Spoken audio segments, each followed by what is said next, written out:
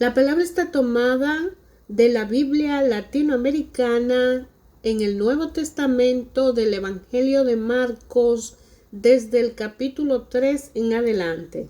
Así dice la palabra del Señor. Otro día entró Jesús en la sinagoga y se encontró con un hombre que tenía la mano paralizada. Pero algunos estaban observando para ver si lo sanaba Jesús en el día sábado. Con esto tendrían motivo para acusarlo.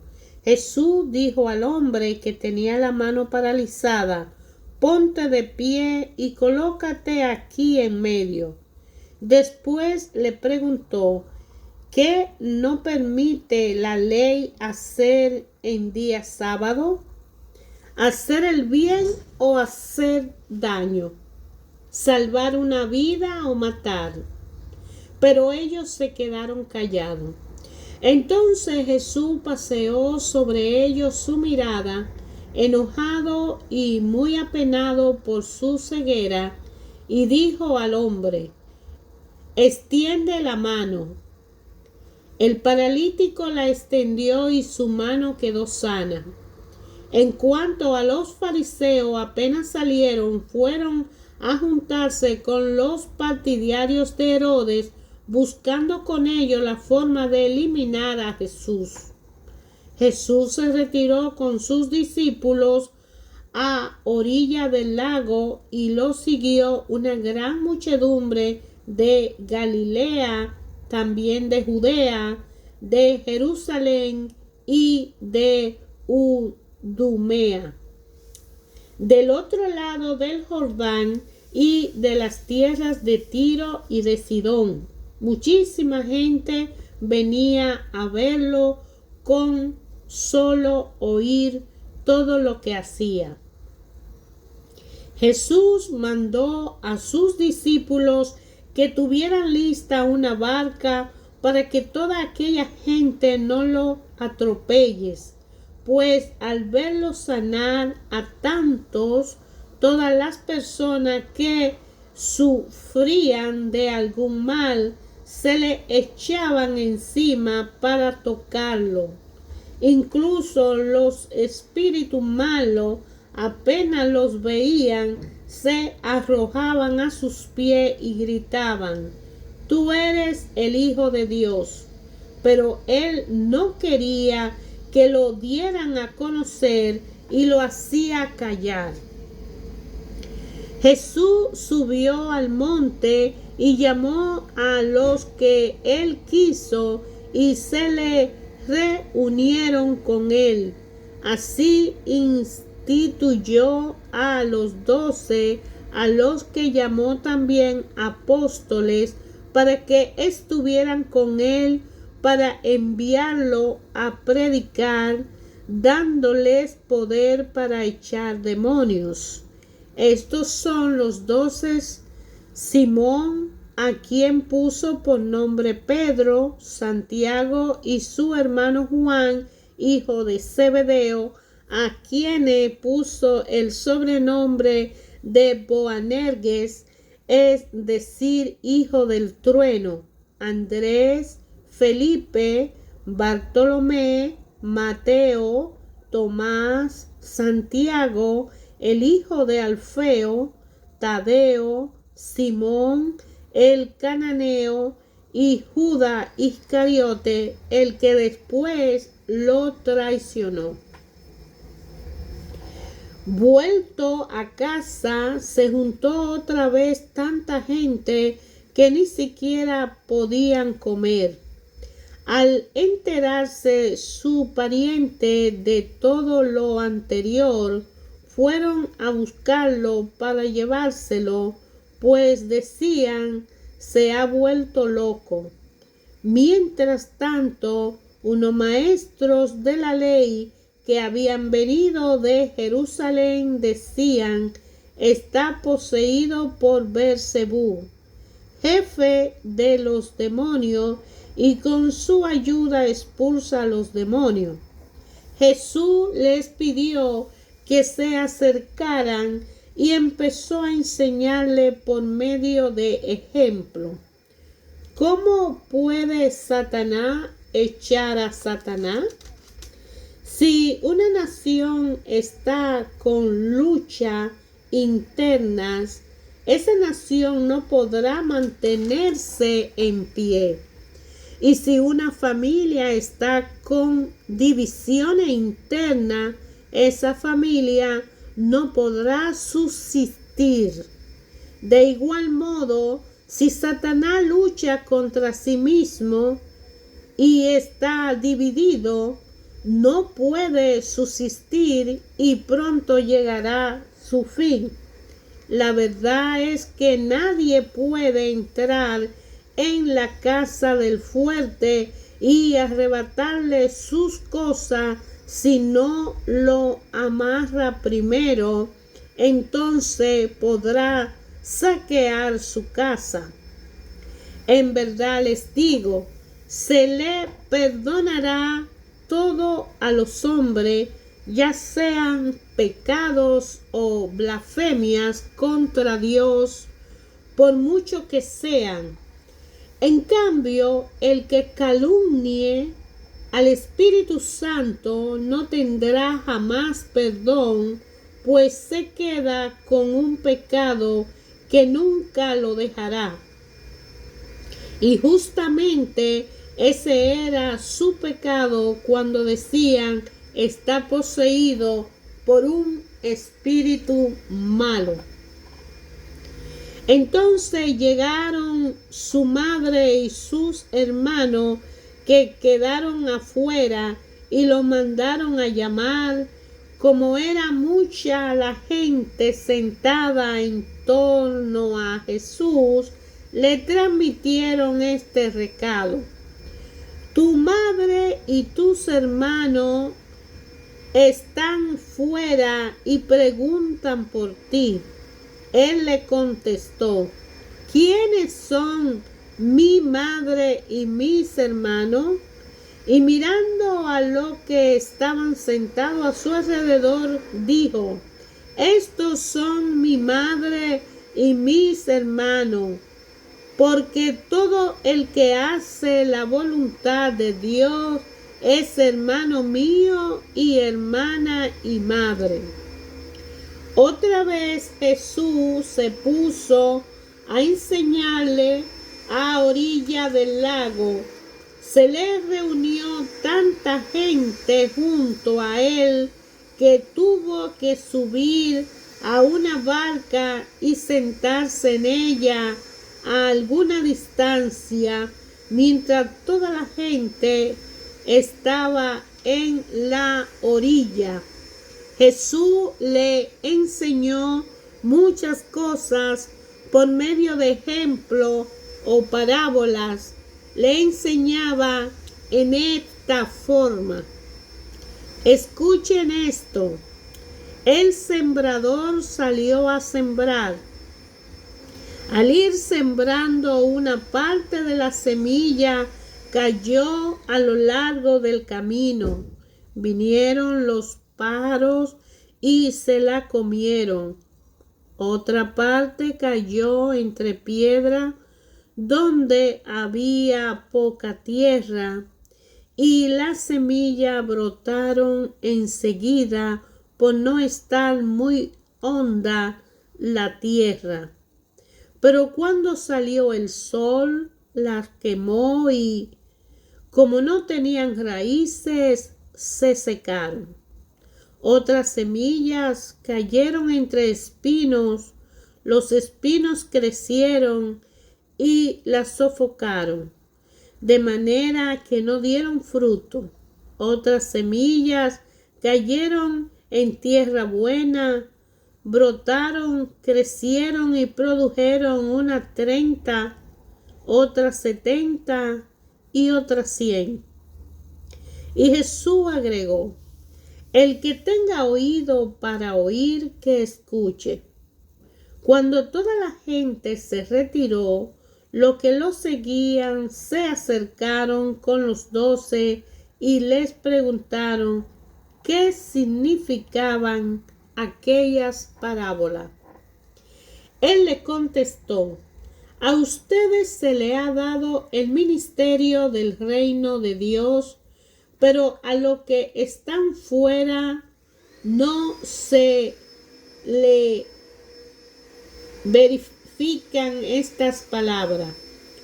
Por mucho que miran no ven, por más que oyen no entienden, de otro modo se convertirán y recibirán el perdón. Jesús le dijo: ¿no entienden estas parábolas? Entonces, ¿cómo comprenderán las demás? Lo que el sembrador siembra es la palabra de Dios. Los que están a lo largo del camino cuando se siembra son aquellos que escuchan la palabra, pero en cambio la reciben. Viene Satanás y se lleva la palabra sembrada en ellos. Otros reciben la palabra como un terreno lleno de piedra. Apenas reciben la palabra, la aceptan con alegría, pero no se arraigan en ellas y no duran más que una temporada. En cuanto sobreviene alguna prueba o persecución por causa de la palabra, al momento caen. Otros la reciben como entre espinos. Estos han escuchado la palabra, pero luego sobrevienen las preocupaciones de esta vida, las promesas engañosas de la riqueza y las demás pasiones, y juntas ahogan la palabra que no da fruto. Para otros se han sembrado en tierra buena. Estos han escuchado la palabra, le han dado acogida y dan frutos. Uno el 30 por uno, otro el 70 y otro el 100. Jesús le dijo también: cuando llega la luz, ¿debemos ponerla bajo un macetero o debajo de la cama? ¿No la pondremos más bien sobre el candelero? No hay cosa secreta que no deba ser descubierta, y si algo ha sido ocultado, será sacado a la luz. El que tenga oído para escuchar, que escuche. Les dijo también: presten atención a lo que escuchan. La medida con que ustedes midan se usará para medir lo que reciban, y se le dará mucho más todavía. Sépanlo bien: al que produce se le dará más, y al que no produce se le quitará incluso lo que tiene. Jesús dijo además: escuchen esta comparación del reino de Dios. Un hombre esparce la semilla en la tierra, y ya duerma o esté despierto, sea de noche o de día, la semilla brota y crece sin que él sepa cómo. La tierra da fruto por sí misma. Primero la hierba, luego la espiga, y por último la espiga se llena de granos. Y cuando el grano está maduro, se le mete la hoz, pues ha llegado el tiempo de la cosecha. Jesús les dijo también: ¿a qué se parece el reino de Dios? ¿Con qué comparación lo podríamos expresar? Es semejante a una semilla de mostaza.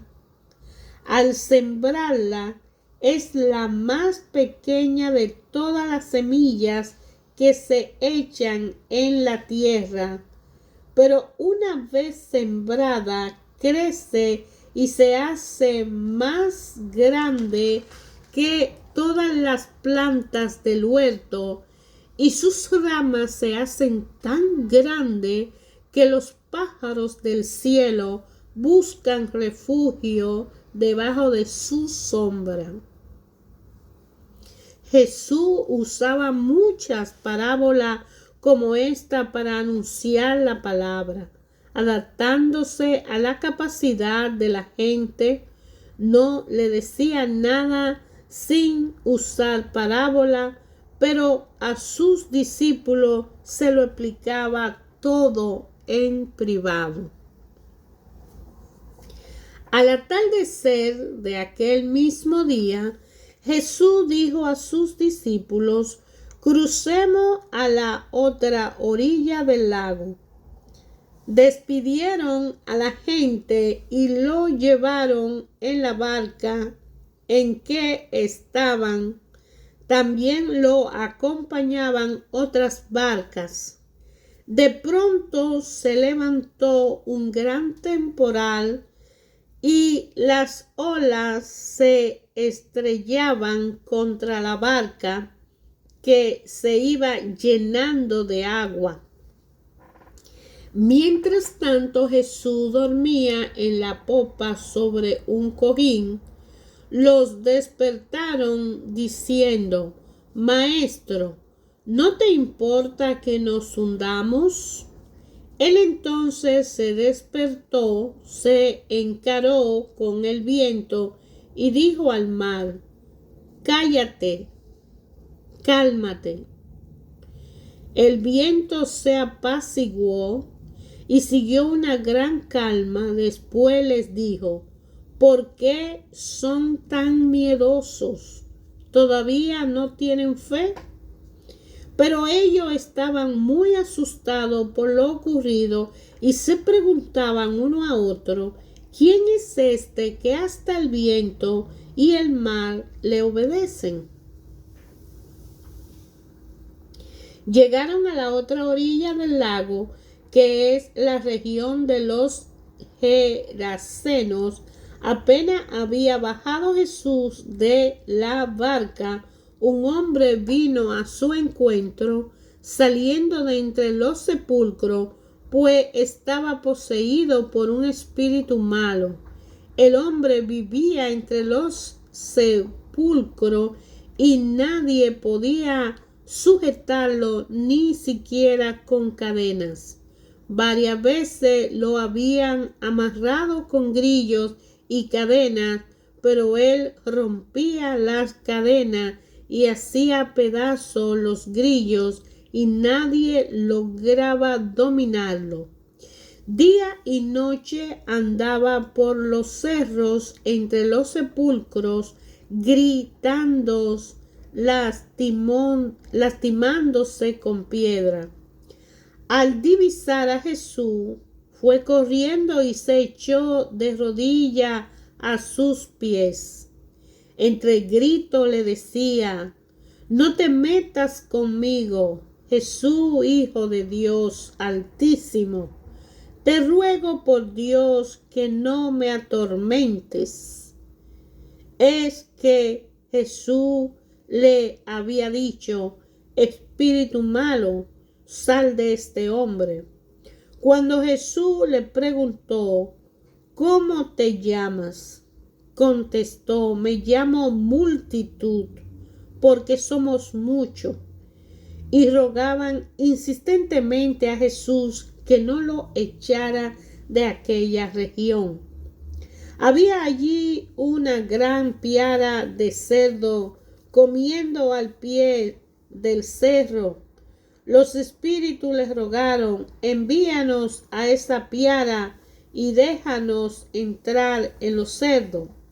Y Jesús se lo permitió. Entonces los espíritus malos salieron del hombre y entraron en los cerdos. En un instante las piaras se arrojaron al agua desde lo alto del acantilado y todos los cerdos se ahogaron en el lago. Los cuidadores de los cerdos huyeron y contaron lo ocurrido en la ciudad y por el campo, de modo que toda la gente fue a ver lo que había sucedido. Se acercaron a Jesús y vieron al hombre endemoniado, el que había estado en poder de la multitud, sentado, vestido y en su sano juicio. Todos se asustaron. Los testigos le contaron lo ocurrido al endemoniado y a los cerdos. Y ellos rogaban a Jesús, rogaban que se alejara de su tierra.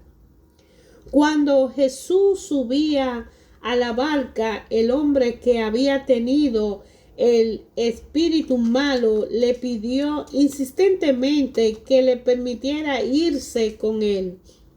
Pero Jesús no se lo permitió, sino que le dijo: vete a tu casa con los tuyos y cuéntale lo que el Señor ha hecho contigo y cómo ha tenido compasión de ti.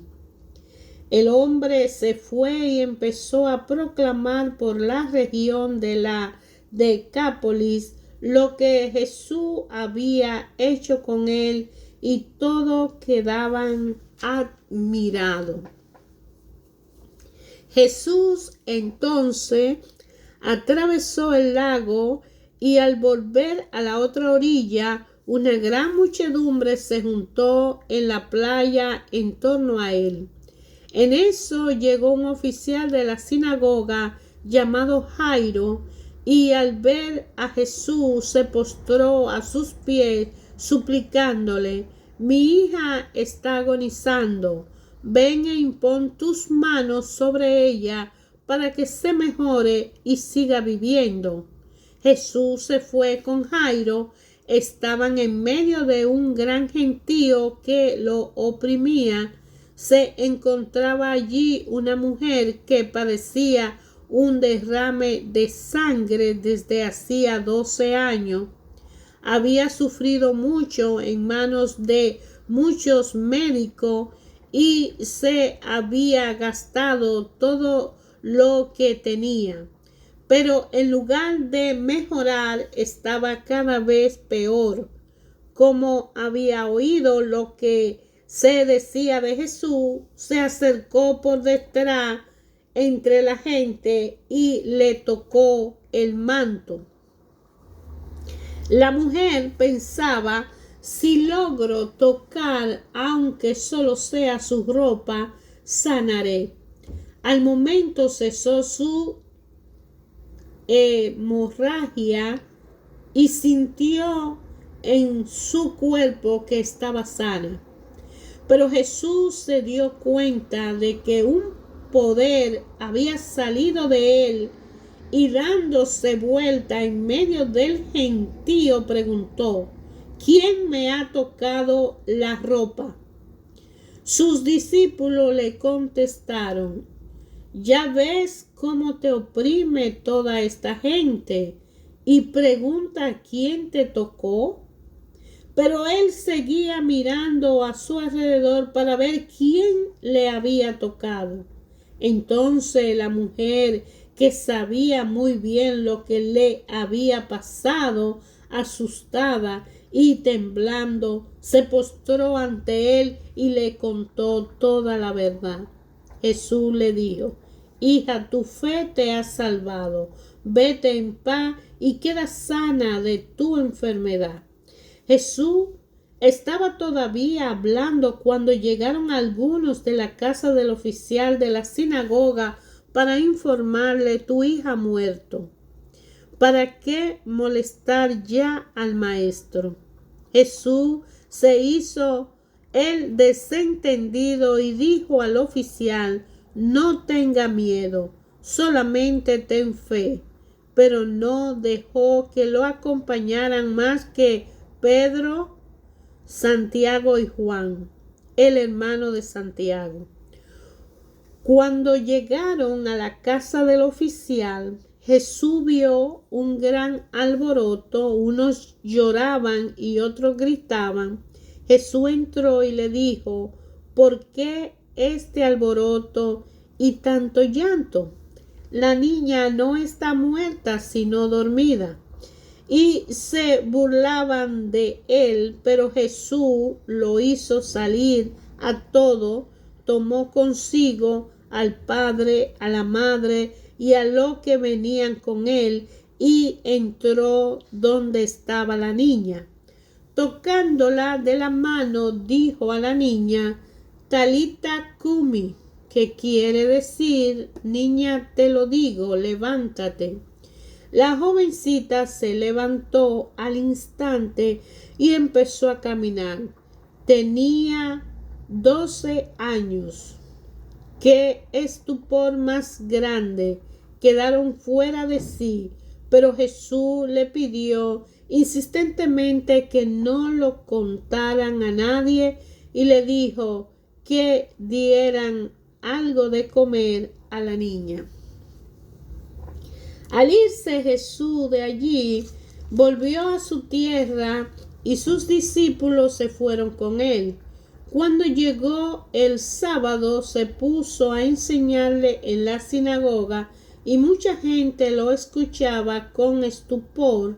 Se preguntaban de dónde le viene todo esto y qué pensar de la sabiduría que ha recibido con esos milagros que salen de sus manos, pero no es más que el carpintero, el hijo de María.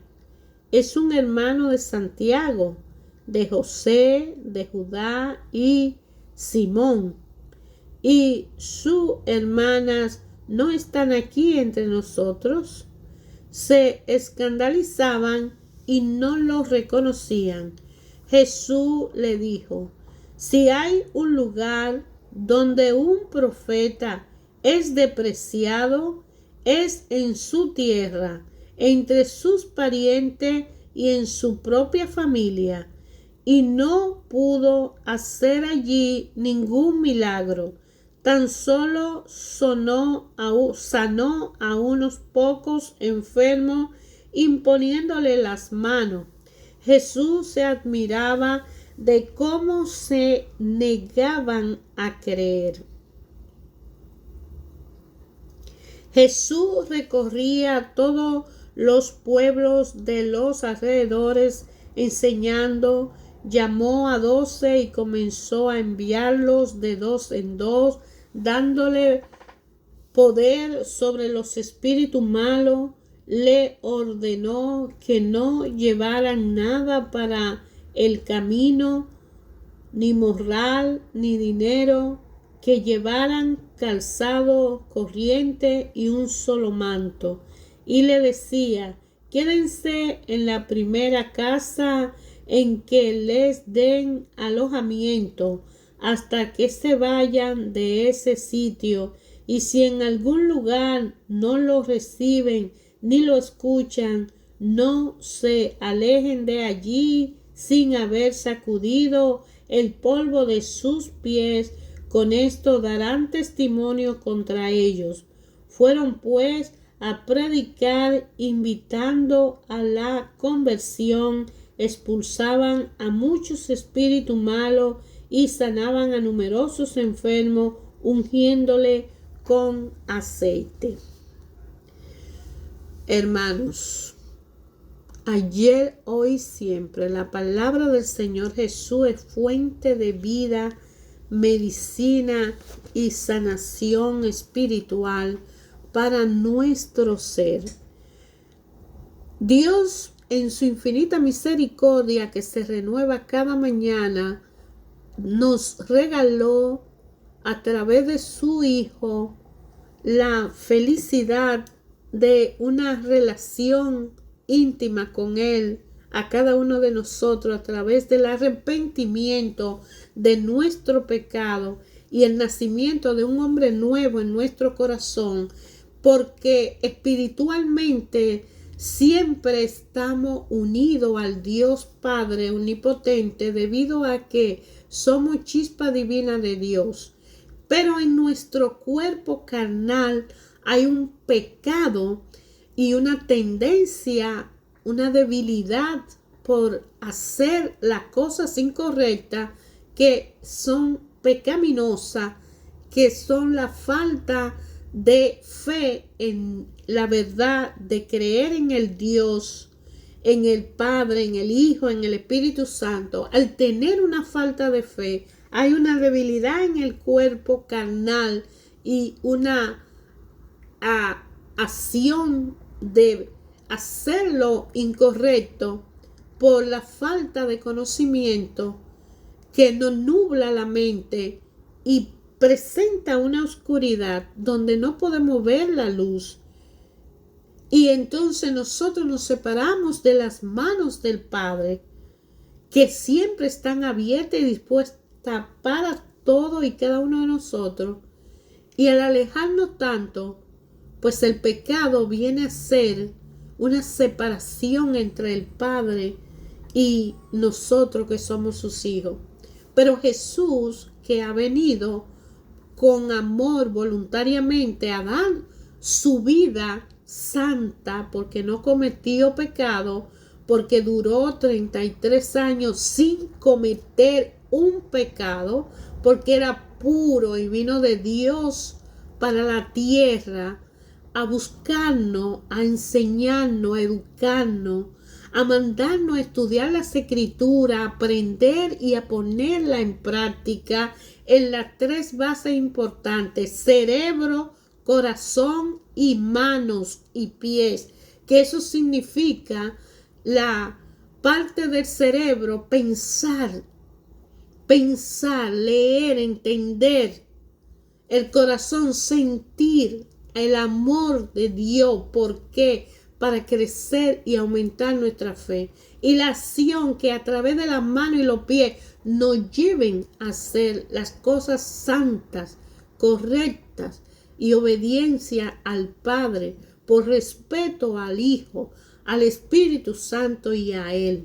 Entonces Jesús, que viene a dar su vida santa en una cruz para colgar ahí en ese madero nuestra falta de pureza, nuestros pecados, nuestra bajeza, en esa cruz quedó clavada y dura 3 días en la purificación para renovar en nosotros la fe y creer que Él es el Hijo de Dios y que a través de Él podemos tener una relación con el Padre, y que debemos nacer de nuevo en el Espíritu, porque el cuerpo ya está hecho, y por cuerpo físico, lo físico y el sistema físico interno de nuestro cuerpo es mortal, pero el espíritu que está en nuestro cuerpo y el alma que habita en nuestro ser es directa conexión con el Padre, el Hijo y el Espíritu Santo. Entonces, si el cuerpo está actuando impuro, está sintiendo impuro y está pensando en impuro, nos separamos del Padre, que en el Espíritu está en nosotros y nosotros en el Padre.